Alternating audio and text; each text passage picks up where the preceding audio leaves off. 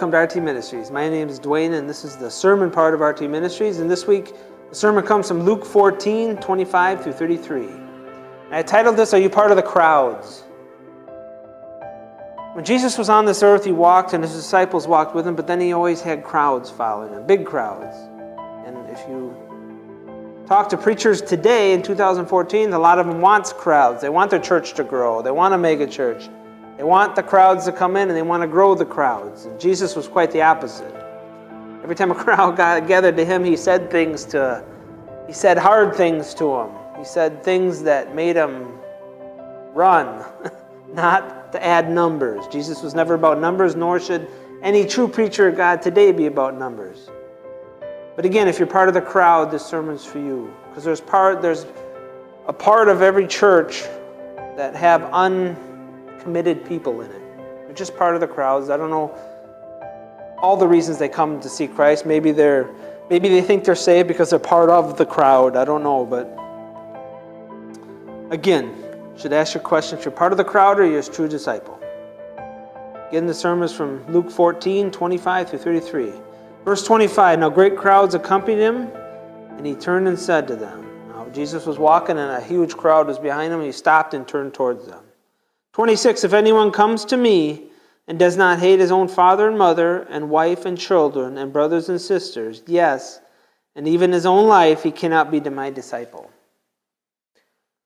Now, Jesus didn't turn to the crowd and say, wonderful, I got a bunch of people. He didn't try to pump up the crowd. He actually said something here that got him to think and see if they were actually following him for the right reasons. In the first part, he says, if anyone comes to me and does not hate his own... Now, here he talks about his family, father, mother, wife, children, and brothers and sisters. If you don't hate your family, you can't come after me. What does it mean by hate your family? It means,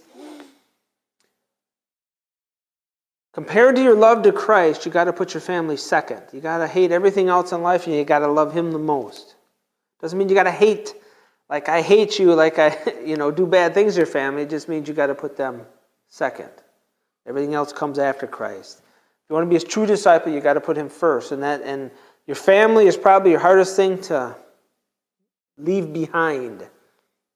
Now, when I say leave behind, I don't mean leave them. I mean just put Christ first. They have to be second. Your whole family has to be second. Jesus Christ is first.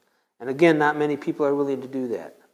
So if you're in the crowd, in church, and your family is the most important thing to you, you're part of the crowd, not his disciple. Then he goes on to say, and even his own life. Now, some people are willing to put their family second, but most people will not give up their life for Christ. And that's why most people end up in hell, because they will not give up their own life. They like themselves the most, and they have ambitions, and they got things they want to do, and they will not give up any of them for Christ. So you got to hate your own life, right? Hate his own life. You cannot be my disciple. Now, you might not have to give up your whole life. You might not have to die. You might not have to give up your money. You might have to not give up a lot of things, but you got to be willing to. When you're born again, your whole life direction changes. When you're born again, this is a sign of being saved. When you're born again, you should be going in a different direction towards Christ, following him, whatever he asks you to do. He has good works laid up for you. You got to put your family second, and you got to put your life on hold and push it aside and go after what Christ wants you to do.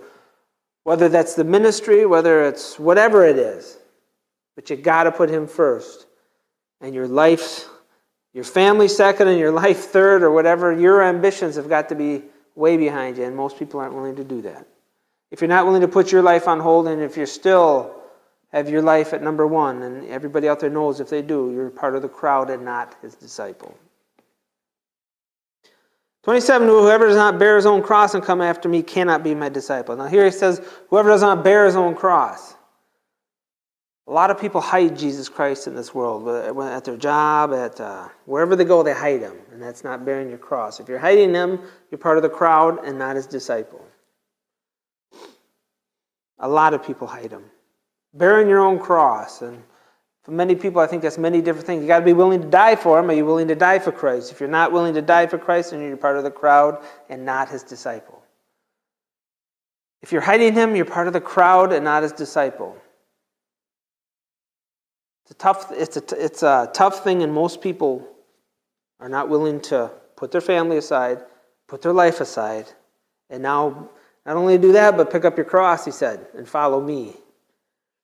You're willing to die, you're willing to do whatever it takes that Jesus Christ asked you to do. If you're not willing to do that, you're part of the crowd and not his disciple. Now he gives a couple of good examples about people counting the cost. There's a cost to follow Christ. I think everybody's cost is different. Some people he requires the cost more, others less. And he'll reveal all that to you. For which of you desiring to build a tower does not first sit down and count the cost, whether he has enough to complete it? Or you could say in modern terms about if you're going to build a house, you got to count your money to see before you start it to see if you have enough to finish it. Otherwise, when he has laid a foundation and is not able to finish, all who see it will mock him, saying, "This man began to build and was not able to finish." And certainly people, I've seen half-finished houses, people have run out of money. There's people that build houses that didn't count how much it would truly cost to build it, and then it just sits there. And then people wonder, who's the foolish person who started that? 31, or what king going out to encounter another king in war will not sit down first and deliberate whether he's able with 10,000 to meet him who comes against him with 20,000? And if not, while the other is yet a great way off, he sends a delegation and asks for terms of peace. So if a king has another king coming towards him with an army, wanting to make war with him, he's going to have to count the cost. Look, I got 10,000 people, this guy has 20. Count the cost. If the cost is too much and he can't win, the king is going to have to go out and try to talk peace with him before he comes and kills them all. So again, this is a king with a little forethought. He's looking ahead, he's counting the cost of everything before he moves. He doesn't just move out, he counts the cost. And if you are part of the crowd, count the cost to come to Christ, because there is a cost. 33, so therefore, because of the examples he gives, because of hating your family, giving up your life, picking up your cross, so therefore any of you who does not renounce all that he has cannot be my disciple. Again, Jesus started with the family, the life, the cross. You got to renounce everything in life and put Jesus Christ first and follow him. If you're not willing to do that, he didn't say you cannot be, he said you are not. You cannot be your disciple. Again, if you're not willing to give everything up for Jesus Christ, you're not his disciple. And you cannot be his disciple. You're just part of the crowd. And again, the crowd is unsaved, and there's many, many big crowds now that are on their way to hell. They're sitting in churches, they claim to follow Christ, but they really don't. Because they still love their family the most, they still love their life the most, and they have never carried the cross. Don't fool yourself, you're not part of his family if you're not willing to do that. I'll say it once again, 33. Any of you who does not renounce all that he has cannot be my disciple. This is another proof of salvation. If you have done all this, if you have put your family second, your life second, it just proves that you're saved and you are his disciple. And Jesus Christ will reveal the true people.